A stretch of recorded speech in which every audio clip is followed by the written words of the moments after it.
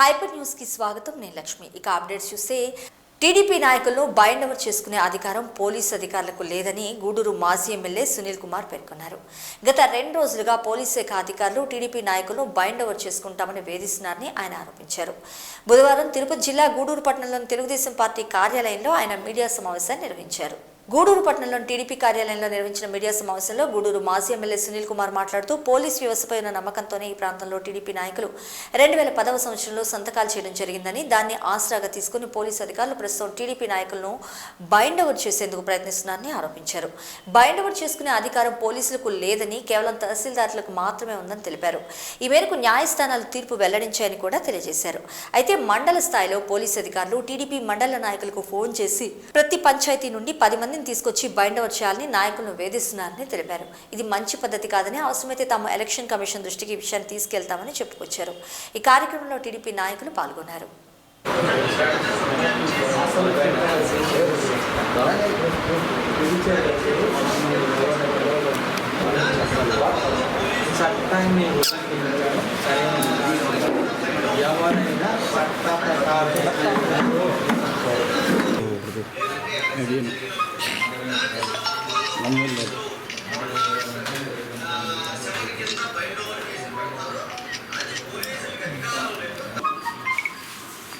రెండు రోజుల నుంచి గూడూరు నియోజకవర్గంలో ప్రతి పోలీస్ స్టేషన్ పరిధిలో ఎస్ఐలు సిఐలు ఇద్దరు కూడా తెలుగుదేశం పార్టీ కార్యకర్తల్ని రమ్మని చెప్పి మీరు వచ్చి బైండ్ ఓవర్ అవ్వాలా, లేకపోతే మీరు ఎవరో ఒకరి దగ్గర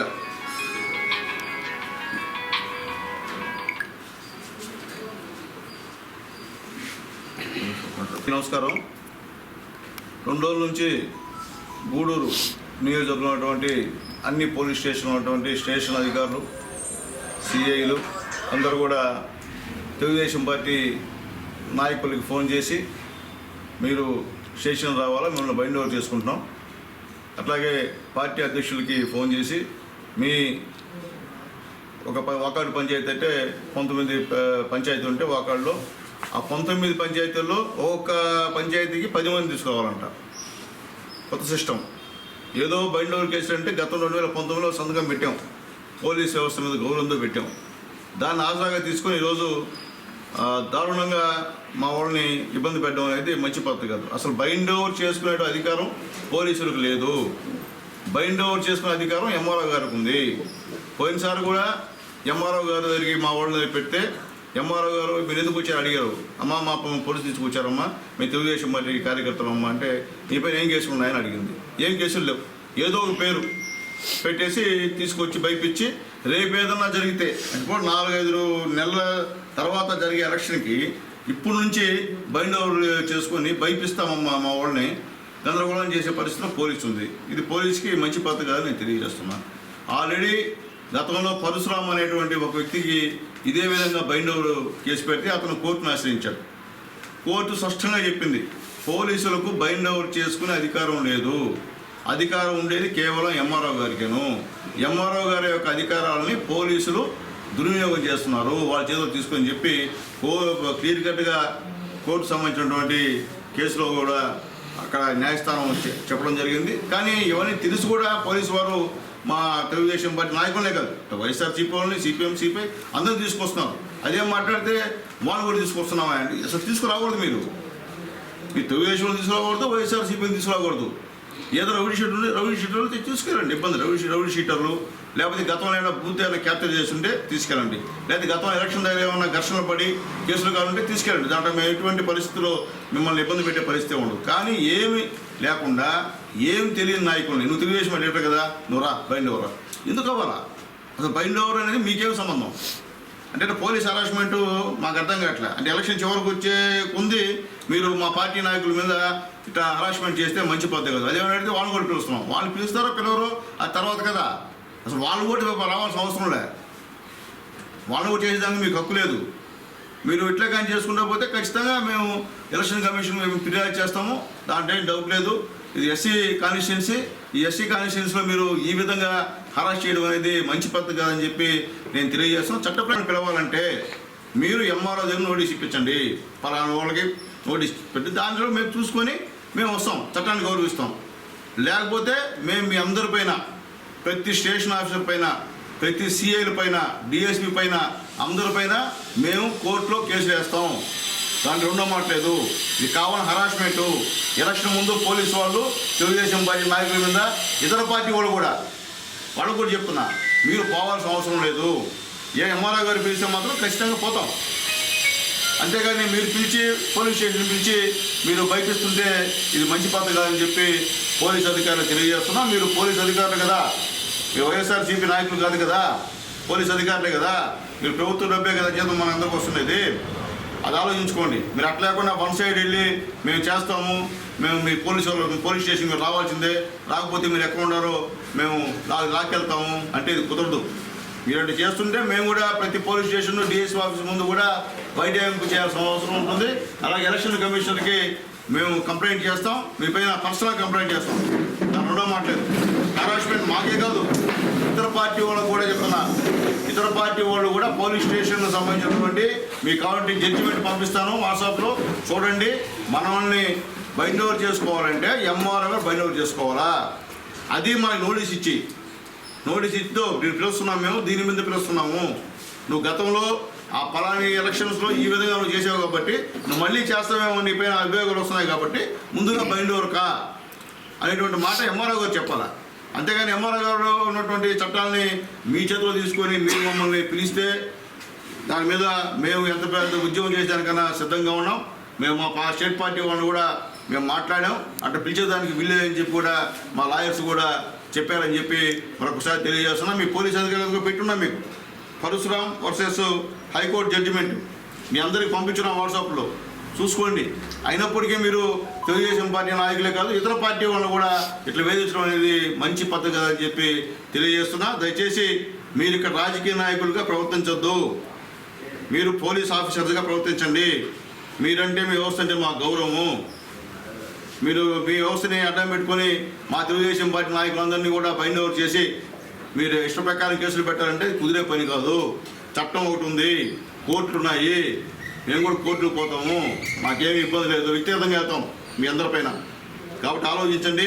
దయచేసి మీకు కూడా మీకు సంబంధించిన లాయర్లు ఉంటారు, వాళ్ళతో మాట్లాడుకొని మీరు బైండ్ ఓవర్ చేసుకోవచ్చా చేసుకోకూడదా అనేది కూడా మీరు కూడా ఒక నిర్ధారణ రావాలని చెప్పి నేను తెలియజేస్తున్నాను. పెట్టచ్చా పెట్టకూడదా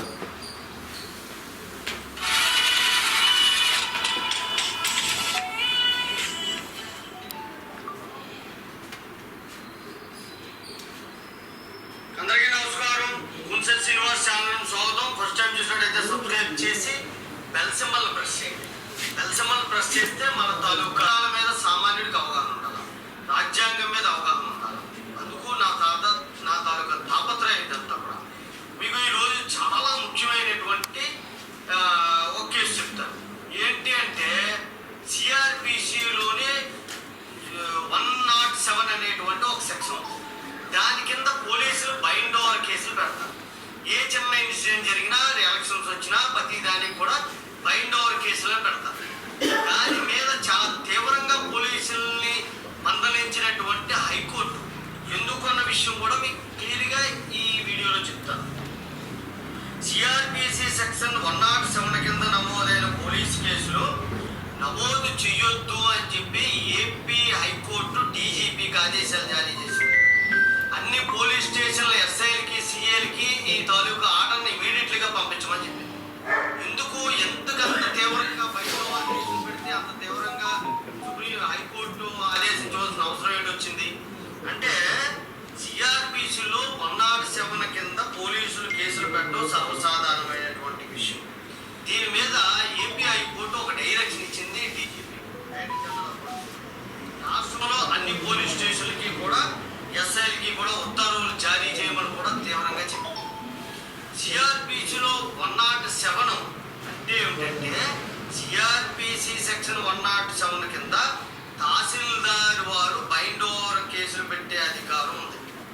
అయితే పోలీసులకి ఆ అధికారం లేదు. పోలీసులు ఈ సెక్షన్ని వాడేసుకొని మిస్యూజ్ చేస్తున్నారు. అర్థమైంది ఇక్కడ పాయింట్. 107 అనేటువంటి సెక్షన్ తహసీల్దార్కి ఇచ్చిందనమాట. ఎంఆర్ఓ తహసీల్దార్ గారు. కానీ పోలీసులు దీన్ని బైండ్ ఓవర్ కేసులు పెట్టి పోలీసులు దీని మీద ఓవరాక్షన్. అందువల్ల ఈ సెక్షన్ మిస్యూజ్ అవుతుందని చెప్పి కేసు ఎందుకు హైకోర్టు వరకు వెళ్ళిందంటే, అనంతపురం జిల్లా ఆత్మకూరు మండలానికి పొందినటువంటి ఒక ఆయన పరశురాం అనేటువంటి వ్యక్తిపై ఈ బైండ్ ఓవర్ కేసు అనేటువంటిది పోలీసు. అప్పుడు అతను పోలీసులు ఎలా పెడతారు అని ఆ ఎఫ్ఐఆర్ క్రాష్ చేయమని చెప్పి హైకోర్టుకి వెళ్ళారు.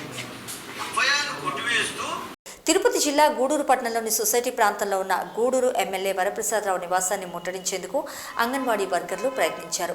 పోలీసులు అడ్డుకుని అంగన్వాడీ వర్కర్లను వెళ్లగొట్టారు. దీంతో ఆ ప్రాంతంలో తీవ్ర ఉద్రిక్త వాతావరణం నెలకొంది. అంగన్వాడీ వర్కర్లు వారి సమస్యలను పరిష్కరించాలని డిమాండ్ చేస్తూ నిరసన కార్యక్రమాలు నిర్వహిస్తున్నారు.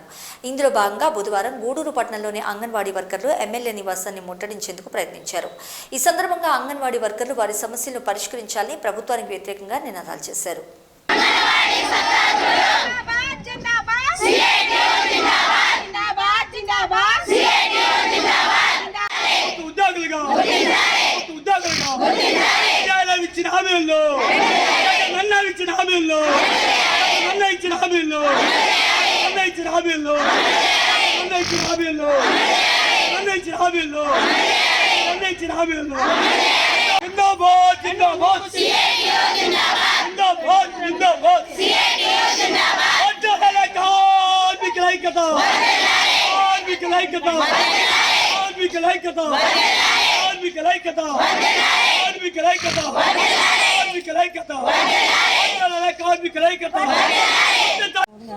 మేము 12వ తేదీ నుంచి ఈరోజు 16 రోజులుగా 12వ తేదీ నుంచి 16 రోజులుగా సమ్మెలో ఉన్నాము.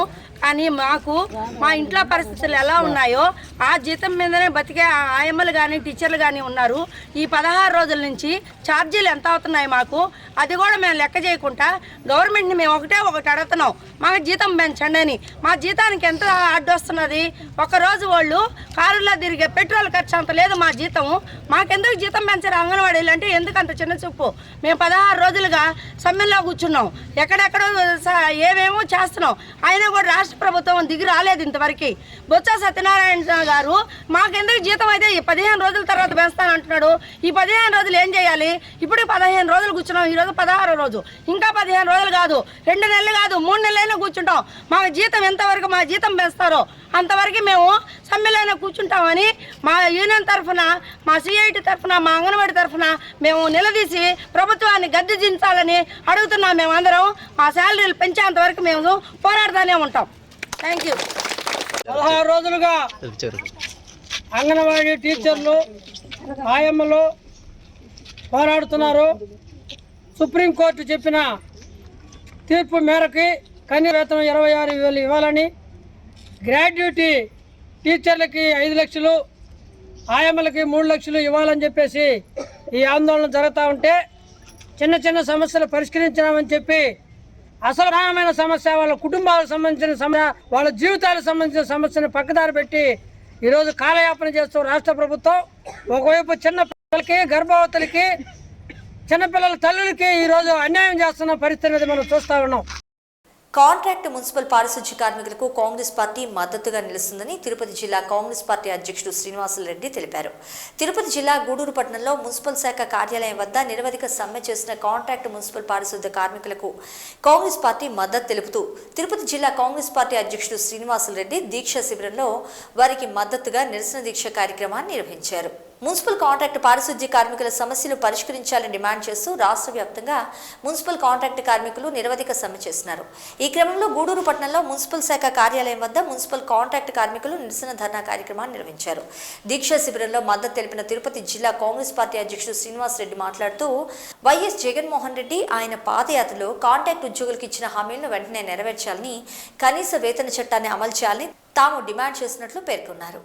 వేతనం కనీసం 26,000, కనీసం 26,000, కనీసం 26,000 ప్రభుత్వ ఉద్యోగులుగా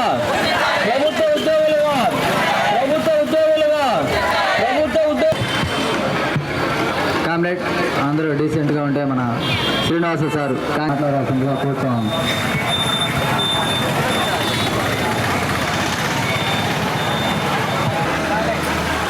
వారి యొక్క సమస్యలను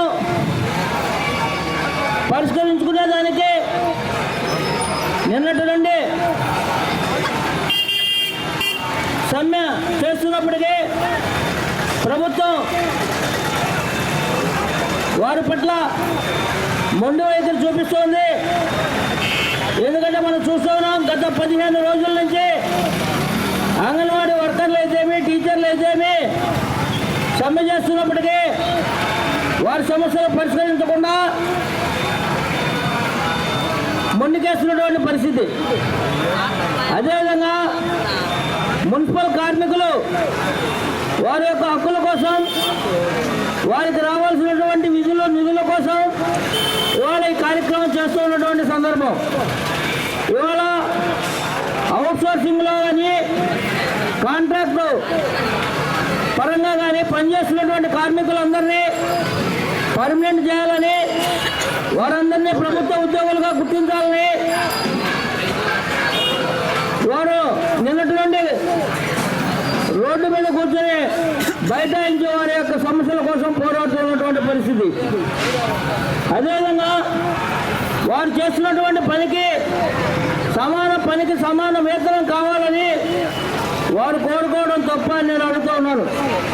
ఇవాళ మనం పొద్దున లేచేటప్పటికే మన వీధి కానివ్వండి, మన ఇల్లు కానివ్వండి శుభ్రంగా చేసేటువంటి పరిస్థితి వాళ్ళది. వారికి ఎంత జీతం ఇచ్చినా కానీ మనం తక్కువే అని చెప్పి నేను ఈ సందర్భంగా తెలియజేస్తున్నాను.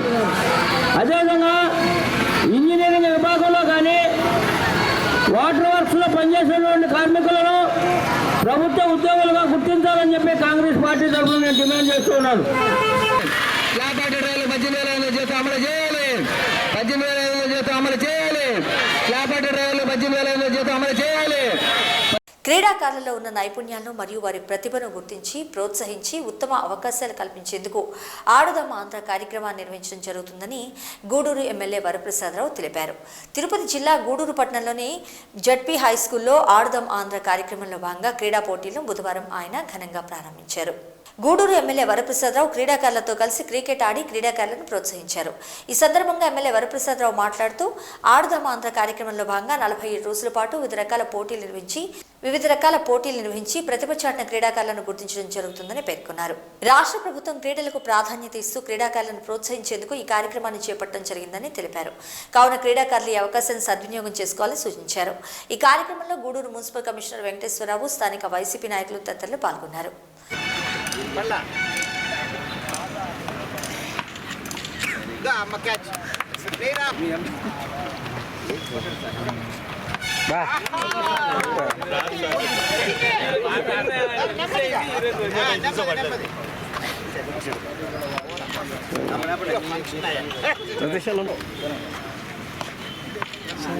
సరేనా కెమెరా నేను ఓపుతున్నా.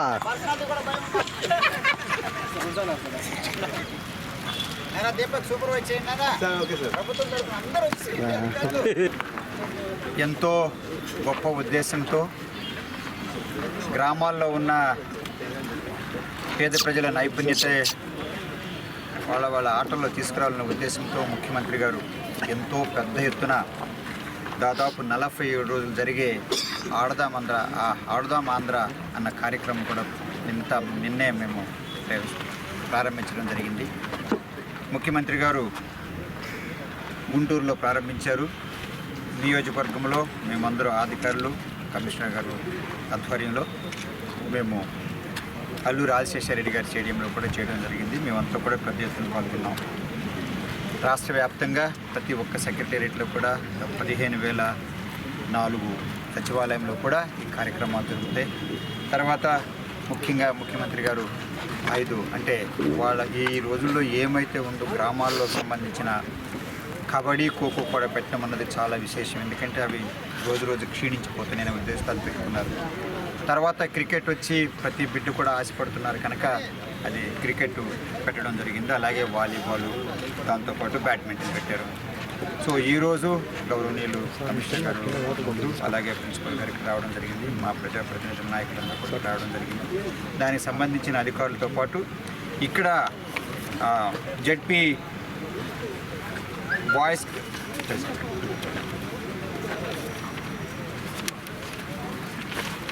సమాజంలో సహాయం అవసరమైన వారిని గుర్తించి వారికి సహకారం అందించేందుకు రోటరీ వెస్ట్ క్లబ్ ముందుంటుందని సీనియర్ రోటరియన్ గోపాల్ రెడ్డి పేర్కొన్నారు. రోటరీ వెస్ట్ క్లబ్ కమిటీ సభ్యులు పలు పథకాలను ప్రవేశపెట్టి క్రమం తప్పకుండా చేయూత అందించడం అభినందనీయమని ఈ సందర్భంగా ఆయన కొనియాడారు. తిరుపతి జిల్లా గూడూరు పట్టణంలోని డిఎన్ఆర్ కమ్యూనిటీ హాల్లో డాక్టర్ సిఆర్ రెడ్డి హాస్పిటల్ సహకారంతో రోటరీ వెస్ట్ క్లబ్ ఆధ్వర్యంలో దివ్యాంగుల భరోసా నిత్యావసర సరుకుల పంపిణీ కార్యక్రమాన్ని నిర్వహించారు. ఈ కార్యక్రమంలో ముఖ్య అతిథిగా పాల్గొన్న సీనియర్ రోటరియన్ గోపాల్ రెడ్డి మాట్లాడుతూ ఇలాంటి భరోసా కార్యక్రమాలు నిర్వహించడం స్ఫూర్తిదాయకంగా నిలుస్తుందన్నారు. ఈ కార్యక్రమంలో క్లబ్ అధ్యక్షుడు సనత్ కుమార్ రెడ్డి, నాసిన నాగులు, తాళూరు శ్రీనివాసులు, ధనంజయ రెడ్డి, రాఘవరెడ్డి, శ్రీనివాసులు, సుబ్రహ్మణ్యం, గిరిబాబు తదితరులు పాల్గొన్నారు. రామచంద్రయ్య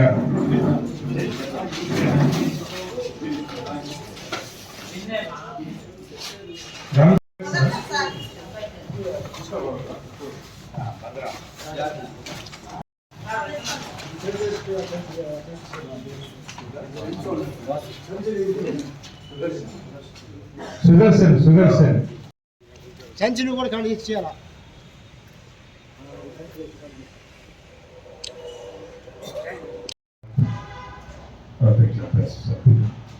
ముఖ్యంగా ఈరోజు ఈ దివ్యాంగుల ప్రోగ్రాం, ఈ దివ్యాంగుల భరోసా కార్యక్రమంలో వాళ్ళకి క్యాన్సర్ తీసుకున్నందుకు చాలా ఆదర్శపడి అభినందనలు, ఆశీర్వాదాలు తెలియజేస్తాం. రోటరీ క్లబ్ వెస్ట్ వాళ్ళు 2 ప్రోగ్రామ్స్ చేస్తూ ఉన్నాం. ప్రతి నెల 9వ తేదీ వయోవృద్ధులైన వారికి, ఎటువంటి అన్నదండలు లేని వారికి, వాళ్ళకి దాన్ని రోటరీ భరోసా అనే దానికంటే మన తాళూరు శ్రీనివాసు గారు ఆయన రోటరీ చేయడం ఆయన ప్రోగ్రామ్. మరి ఇది మా ప్రెసిడెంట్ ధనంజయ రెడ్డి గారు బ్యాంక్లో. కానీ అందరూ ఏ ప్రెసిడెంట్ తర్వాత వచ్చినప్పుడు ఈ 2 ప్రోగ్రాంలు కూడా చాలా చక్కగా. కానీ నేను చెప్పేది ఒకటి, ఎవరికైనా కూడా అర్హులైన వాళ్ళకి ఫలాలు ప్రయత్నిస్తుంది. ఏదో మన వ్యాపారం కోసం, మన కోసం, మన ఇంట్లో పనిచేసుకున్నట్టు కాకుండా ఎవరైతే నీడీ పీపుల్ ఉన్నారో, ఎవరికైతే నిజంగా కూడా ఉన్నారు, ఇంకెవరైనా ఉంటే కూడా తీసుకోండి, అలా షేర్ చేసుకుంటాం. అయిపోయింది. అది మంచి ప్రోగ్రాం. మరి ఈరోజు డాక్టర్ జనార్దన్ రెడ్డి, డాక్టర్ రోహిణమ్మ గురించి మేము మీకు కొత్తగా చెప్పాల్సిన అవసరం లేదు. వాళ్ళు ఒక వ్యక్తే కాదు, ఒక సంస్థ. గవర్నమెంట్ హాస్పిటల్కి పోతే ఎంతమంది ఉంటారో దానికి 2 పేదవాళ్ళందరూ కూడా అక్కడే ఉంటారు. ఉదయం నుంచి సాయంకాలం దాకైనా కూడా. ఇవాళ మరి ఈ ప్రోగ్రాం దిగ్విజయంగా చేస్తున్నాం. సంస్థ గారికి, అలాగే రోటరీ క్లబ్ సభ్యులందరికీ కూడా ధన్యవాదాలు తెలియజేస్తూ, ఈ రోటరీ క్లబ్ ఇంకా కూడా ముందుకు వెళ్ళాలని, ఇంకా పేదవాళ్ళకి చాలామందికి ప్రభుత్వం చేస్తున్నాయి, కానీ ప్రభుత్వ ఫలాలు అందరూ వాళ్ళకి ఇటువంటి కార్యక్రమాలు ఇంకా అనేక చేపట్టాలని కోరుకుంటూ అధ్యక్షుల వారికి, రోటరీ క్లబ్ సభ్యులందరికీ కూడా అభినందనలు తెలియజేస్తున్నాను. శివ ముక్కోటి పర్వదినాన్ని పురస్కరించుకుని బుధవారం తిరుపతి జిల్లా గూడూరు పట్టణంలోని శ్రీ భువనేశ్వరి దేవి సమేత మూలస్థానేశ్వర స్వామివారి దేవస్థానంలో ప్రత్యేక పూజలను సాంప్రదాయబద్ధంగా నిర్వహించారు. శివపార్వతులను ప్రత్యేకంగా అలంకరించి పల్లకిపై కొలువు తీర్చి మంగళ వాయిద్యాల నడుమ ప్రాకార ఉత్సవాన్ని వైభవంగా నిర్వహించారు. భక్తులు సామూహిక ప్రత్యేక పూజల్లో పాల్గొని స్వామివారిని దర్శించుకుని తీర్థప్రసాదాలు స్వీకరించారు. Now,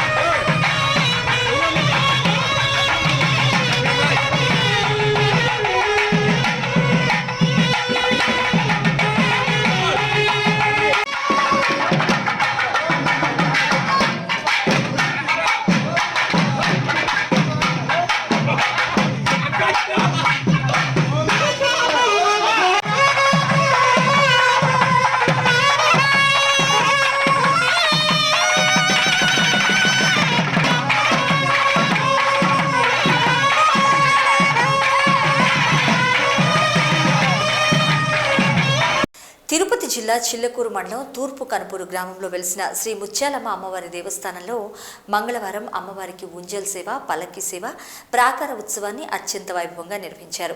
శ్రీ ముత్యాలమ్మ అమ్మవారి ఉత్సవ విగ్రహాన్ని విశేషంగా అలంకరించి పల్లకిపై కొలువు చేసి మేళతాళాలతో అత్యంత సాంప్రదాయబద్ధంగా అమ్మవారి ఉంజల్ సేవ, పల్లకి సేవ, ప్రాకార ఉత్సవాన్ని ఘనంగా నిర్వహించారు.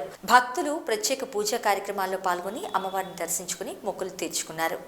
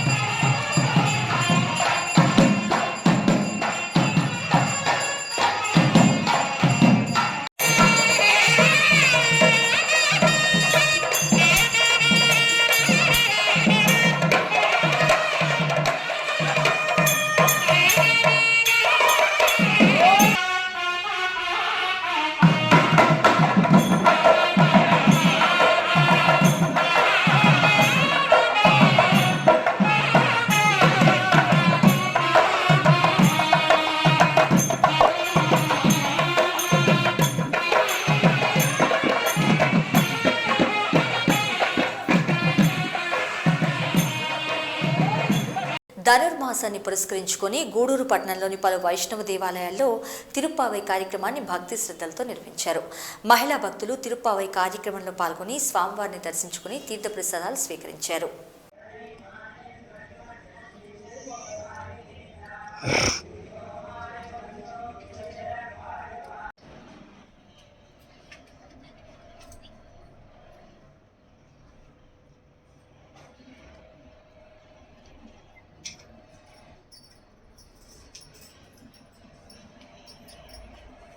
செய்யதாமரை தாளினை வாடியே செய்கை வாழி திருநாவி வாடியே சுயமார்க்கம் துரிநோடம் வாடியே சுந்தர திருத்தோழினை நித்ய ஸ்ரீ நித்ய மங்களம் ஸ்ரீகாந்தாய கல்யாண நிதயே நிதயே தினம் ஸ்ரீ வெங்கட நிவாசாய ஸ்ரீனிவாசாய மங்களம் ஸ்ரீகாந்தாய கல்யாண நிதயே நிதயே தினம் श्री वेंकट निवासाय श्रीनिवासाय मंगलम श्रीअध्यासितवक्षसं श्रीतचेतनं श्रीनिवासमहं भजे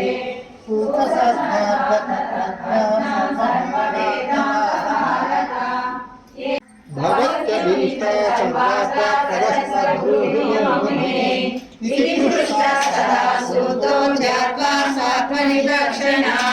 उवाच मुनिसार्दूलां श्रूयतामिति वै मुनिः अस्ति चिन्त्यं महद्गोप्यं भगवन्मने नाम्नामष्टशतं पुण्यं पवित्रं पापनाशनम् आदाय हेमपद्मानि स्वर्णदि सम्भवानि च ब्रह्मात् पूर्वमभ्यस्य श्रीमद्वेङ्कटनायकम् अष्टोत्तरशतै दिव्यै नामभिर्मुनिपूजितैः स्वाभीष्टं लब्धवान् ब्रह्मा सर्वलोक श्रीरामाय नमः।